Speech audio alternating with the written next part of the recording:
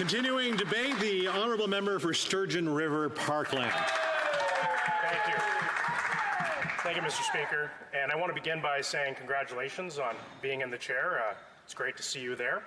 And I hope together with the Speaker that you will vigorously defend the rights and authority of parliamentarians, much as the Speaker did in the last Parliament. And I want to also say that I'll be splitting my time with my esteemed colleague from Charlesbourg-Saint-Charles. As this is my first speech in Parliament since our election, I want to quickly thank my family, particularly my wife Rachel, for supporting me always. I also want to thank my campaign team, my manager Luke Inberg, my board president Susan Evans, and members of my team, Rick Solomon, Tom Cox, Barb Kostash, Imelda McLaren, Christine Alex, Rebecca Van Middelkoop, Roger Hebblethwaite, Scott Hawkins, Julia Roy, Scott Brummett, and many, many others. And finally, I want to thank the good people of Sturgeon River Parkland for placing their faith in me a third time. I won't let you down. Today we're debating a motion that will govern at least the next 7 months of our nation's Parliament. We have a clear choice. We can move forward with a hybrid system that we have used for the last year and a half, or we can move back to a more traditional system with enhanced safeguards to protect public health. Now, it's important to reflect on what we saw under the hybrid system imposed in the last Parliament, because that is the best indication of what we will see going forward should this system be restored. In the last Parliament, I remember sitting in this House on multiple occasions with over a dozen members from my party and several members from other opposition parties, and yet only one, sometimes two, members of the government caucus would show up. And of those one or two physically present members, there was rarely a minister or any member who could speak with authority. And this isn't what accountability should look like. Seeing one or two of the same MPs taking questions while the rest of the government caucus and the ministers look on over Zoom or don't show up at all. Point of order, the honourable member for Winnipeg North. Thank you, Mr. Speaker. Members on the other side of the House know full well it's not appropriate to be talking about the absence or presence of members. I can assure the member that the days in which we were hybrid, I took them very seriously and I showed up. I might not have been physically in this seat, but I was here in the House of Commons. That's why we had the hybrid. I worked. Thank you for that intervention, and I know we all throughout the day have been sort of working our way in and out of the fact of who's here and who's not here, who's online, who's not online. We're in a real gray area on this, so I just want to say be careful on all of it. The same goes to my honourable colleagues, to be careful when we're trying to set the stage on this. In this particular case, whether you're online or not online, it's not exactly today. It's not whether you're here today or you were here before. It's whether you were in the past. And this line of online or not online is a very difficult one that what we would have to look at. So I hope that provides a little bit. The honourable member for Gatineau. Point of order, Mr. Chair. Just respectfully want to point out that it is not a grey area. It is black and white that a member logged in virtually or a member present in this House is a member in full, is a member with all the rights and privileges afforded a member of Parliament. And so I humbly submit to you, sir, it's not a grey area at all, whether a person is logged in or whether they are in person. They are, in fact, indeed participating in the deliberations of Parliament. And in any event, that is not, this should not and cannot be the subject of discussion in this House, whether or not a member is present or not. I thank the honourable member for Gatineau for that intervention as well. And as we continue to finish up this debate, I know there's going to maybe pop up a couple of more time. So I will ask my honourable colleagues to be careful when they're doing that. Thank you. Thank you, Mr. Speaker. I actually anticipated that the government would be bringing up a point of order on that subject, and I would say I'm not referencing the absence of any members that are in Parliament today. And this is substantive to the debate that we are having here over the quality of Zoom virtual Parliament versus in-person Parliament. And if we're not allowed to talk about that, then that's making a mockery of this House of Commons. But I'll continue. We need a critical mass of members in this House to ensure that it functions as it was envisioned to function, as a vibrant marketplace where ideas are presented and challenged vigorously for Canadians to reflect upon. Now, Canadians expect to see their members of Parliament and their government members physically in this House, dealing with the matters before this country. And while we made hybrid Parliament work for the sake of continuing this important business, this situation cannot be allowed to continue to the detriment of the interests of Canadians and our democracy. Now, there is something so special and important about being in this House together physically, with the opposition and the government benches participating in great debates over the direction of this country.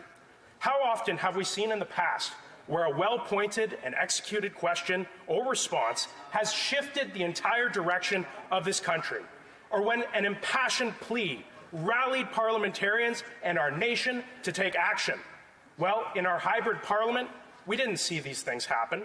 Though there were many significant points made and important debates were had, there was no one here to listen, to be inspired, and to be drawn to take action. Instead, this became a dead place, where members from the comfort of their homes and offices, or even mobile phones, signed in to listen but not meaningfully participate. A place where a few members came in person, heard their statements echo off the walls. And that is not what we should want, and it's not what Canadians want for the most sacred chamber of democracy in this country. Now, it is evident, however, that this is what the government wants. And I find that disturbing, because I think it's always tempting for a government to undermine an effective parliament. Because without parliament, the government is free to govern without accountability from the people's elected representatives. Under a hybrid system, the government got away with keeping Parliament going on life support, giving it barely enough oxygen to function, but not enough for this institution to thrive. We know that the Liberal government has impressive resources at its command, entire departments, bureaucracies, the bully pulpit of the Prime Minister. But Canadians have only their parliamentarians, fighting for their interests in Parliament. Now, under this hybrid system, our ability to vigorously fight for Canadians and hold this Liberal government accountable have been severely limited. For example, we saw numerous times that critical committee studies and exchanges were interrupted for lack of resources. Now, this was very convenient for the government because we know that committees are a vital tool for opposition parties to get to the facts, to hold ministers accountable, and to advance alternative solutions. Now, these disruptions did not happen when parliamentarians were meeting in person, and it should not be allowed to happen again under a hybrid system. After many months of working out technological challenges, we did manage to create some semblance of a working hybrid parliament over Zoom. But the fact is that Parliament did not function in a way that the Canadians who elected us would expect. Unfortunately, the system remains flawed, with many casualties that are not spoken of enough. I think about the interpreters, many of whom suffered from auditory injuries because of this hybrid system. Well over 100 have had issues, and this has placed tremendous strain on Parliament's ability to function.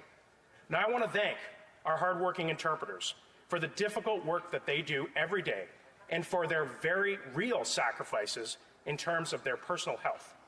Now, I don't know if we have a solution to these auditory issues, and I know that there are many people that have had to go on leave, but I am not confident that this government has done all that it can to protect the health of interpreters.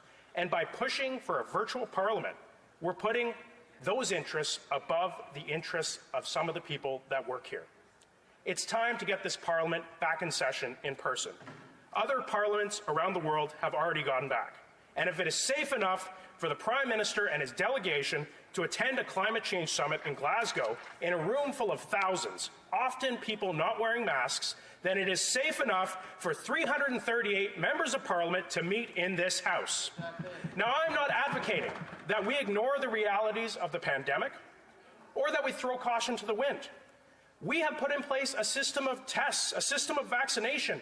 We have instituted one of the strongest protections to public health in any workplace In Canada, these are the rules that the government set, and these are being followed by everyone in this House. And now the government's complaining that they don't like the rules. Well, Mr. Speaker, they made the rules. In fact, the system for parliamentarians is so strong, and it is stronger than the system for federal civil servants. And yet this government is asking civil servants to prepare to go back to work. What kind of message does it send when the government says that they want to give parliamentarians the right to work from home for the next 7 months at least, and yet civil servants will not be afforded that same treatment?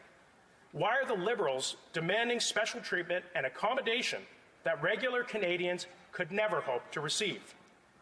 Now, speaking personally, I know firsthand how hybrid parliament can be beneficial for families.